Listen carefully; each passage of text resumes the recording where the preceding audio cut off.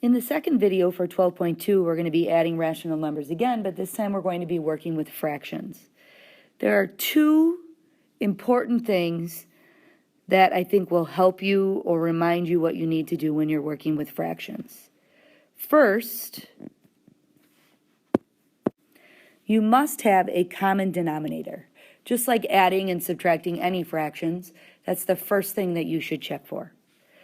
The second thing that's important, which is different from what we learned when we first learned to add and subtract fractions, is it is easier to work with rational mixed numbers when you change them to improper fractions.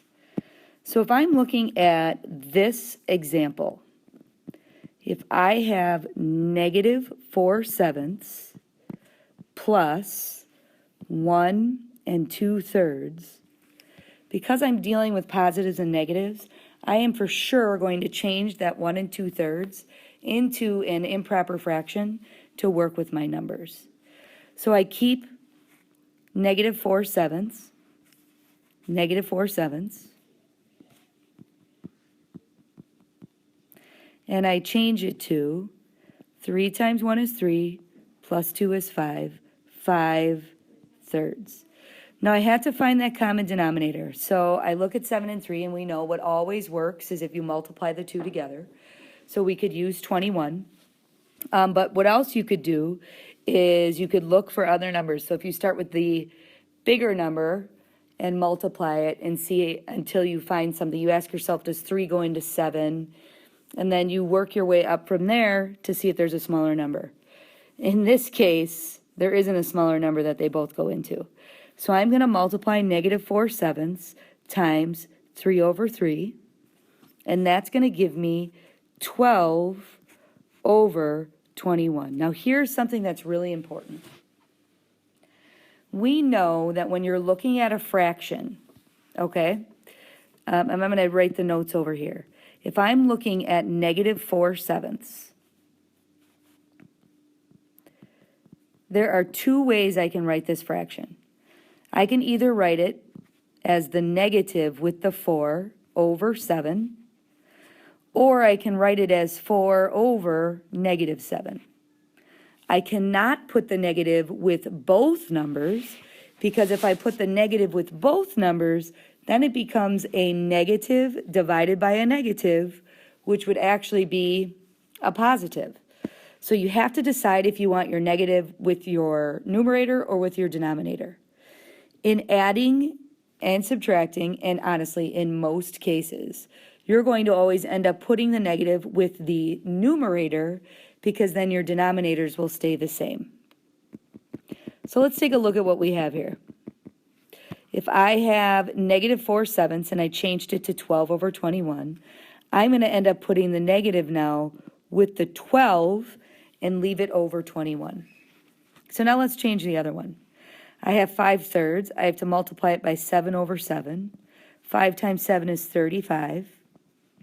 And 3 times 7 is 21.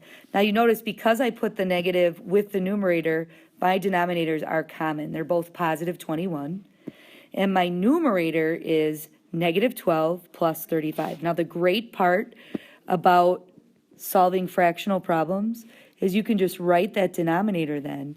And really all you need to do is add or subtract, when we get to subtraction, the numbers that are on the top. So what we're really solving is negative 12 plus 35. So I'm adding numbers with different signs. When the signs are different, I subtract. 35 minus 12 is 23. And then I check if I have more positives or negatives. In this case, 35 is positive and it's bigger than 12, so I have more positives than negatives. So the 23 is a positive 23, which you wouldn't write. So it's 23/21. And in this case then, because it's improper, I do have to change it back. 21 goes into 23 one time. There are 2 left over out of 21. And that is my final answer for this example. 1 2/21. Okay, so let's do some examples to make sure we've got the hang of this. If I give you negative 1 2/5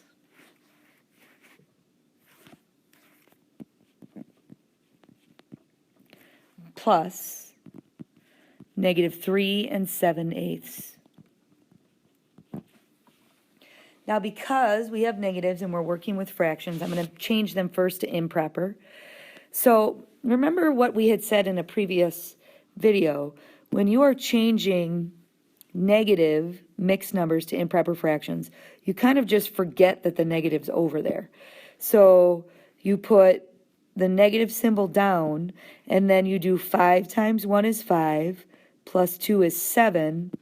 So 7 is my numerator, and 5 is my denominator. That negative did not affect the adding of the two at all. It just keeps your number negative on the outside. So the same thing happens here. Negative 8 times 3 is 24. 24 plus 7 is 31. So 31 over 8. Okay, so adding numbers with the same sign, I have to change these so we have common denominators. I'm going to write a little bit bigger now to help me out here. So I'm going to multiply this one by 8 over 8 because I know that my smallest number that they both go into is 40. I know that 5 times 8 is 40. I know that 7 times 8 is 56. And I'm going to make my numerator negative. Because remember, you want to put the negative with the numerator. Negative 31 over 8. I'm going to multiply that one by 5 over 5. I have an addition problem here. I have 40 in my denominator. 31 times 5 is 155. And I'm going to put the negative with the numerator. So then, like I said before, what's so great about this is you get to keep that denominator. It's 40. It's nice and neat. And the only problem you're really solving is the numerator. I have negative 56 plus negative 155. Since I'm adding numbers with the same sign, I add. So 56 plus 155 is 211. And then since the signs are the same, I add and keep the same sign. So 211 over 40. I'm going to change this back to a mixed number. Since it's 40, it makes it a little bit easier. I know 40 times 5, or 4 times 5 is 20. So 40 times 5 is 200. I'm going to put that 5 as my whole number. I take 200 away from 211. That's 11 out of 40. And you have to remember that you are doing a negative divided by a positive, so the answer is negative 5 11/40. You have to remember to keep looking back and checking at your negatives to make sure you're doing them properly. Okay, let's move on to B. I'm looking at negative 4 plus 2 1/6. I'm going to write my fractions as improper fractions. So this is negative 4 over 1 plus 2 1/6. 6 times 2 is 12 plus 1 is 13 over 6. Since I'm looking at these numbers, I have 1 in the denominator and 6 in the denominator. I know that my common denominator is 6, which I already have on the right fraction, 13/6. And I'm going to multiply negative 4 over 1 times 6 over 6. It gives me my 6 in my denominator, and negative 4 times 6 is negative 24, and that's my addition problem. I keep that 6 in the denominator, and I know that I am only solving my numerator, negative 24 plus 13.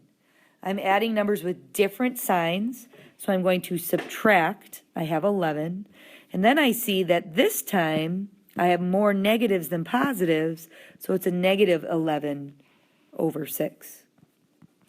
6 goes into 11 one time. There are 5 left over out of 6.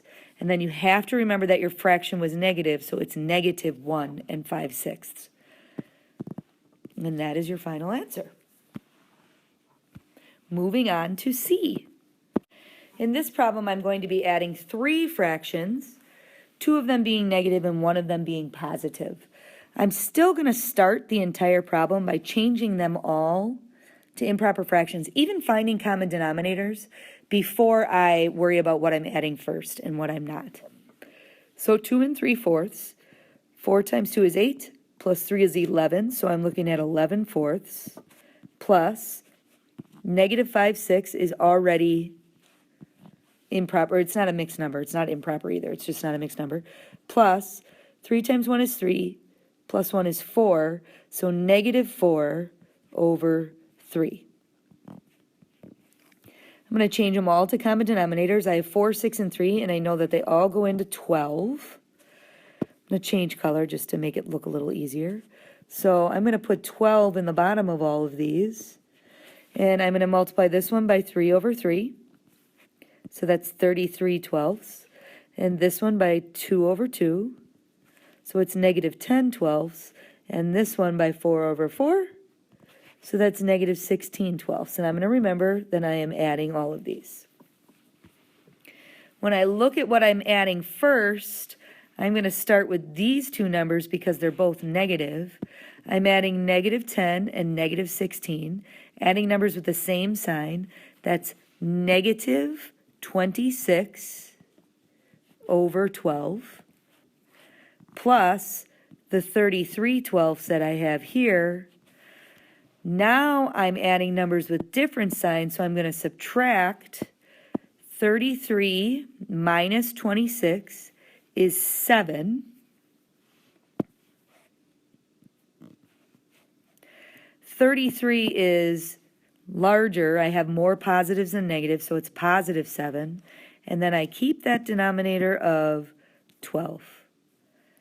And that actually happens to be the lowest terms already of that fraction. So doing all that work gets me to 7 twelfths. Now in my last example, I want to evaluate. So I'm looking at x equaling negative 4 ninths and y equaling negative 2 1/3. I'm going to change this real quick.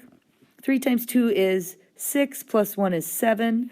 I'm going to call that negative 7/3 just for ease of doing the problem. Now what I'm plugging into is negative y plus x. Here's what we need to realize. If I say negative y and I'm plugging in, it's negative 7/3 plus x is negative 4 ninths. So what you have to remember is negative thirds actually makes it positive 7/3. So what I'm really adding in this problem is 7/3 plus negative 4 ninths. I need a common denominator for 3 and 9. 3 and 9 both go into 9, and when you look at that then, this one's going to stay the same, the one on the right. I'm going to multiply 7/3 by 3 over 3, and that gives me 21 ninths. I have 9 in my denominator, and in my numerator I'm solving 21 plus negative 4. My signs are different, so I'm going to subtract. 21 minus 4 is 17. I have positive 21 and negative 4, so I have more positives than negatives. So it's 17 over 9. Now when I look at this, I have to change this to a mixed number. So I have 1, and then when I take the 9 away from the 17, I have 8 ninths left over. And it continues to be positive, so 1 and 8 ninths. All right, now you're going to try this on your own. Good luck, and make sure you ask if you have any questions.